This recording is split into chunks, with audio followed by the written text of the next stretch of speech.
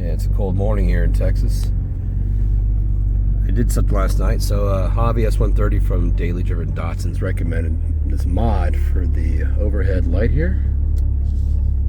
Yeah, check that out. It's like a disco light, bright red. Shout out to Javi S130, Daily Driven Datsun's. This is a pretty cool little mod. Description in the details where you can do this yourself. I did have to make a few modifications to the lens. It's a little bit different than the one he bought.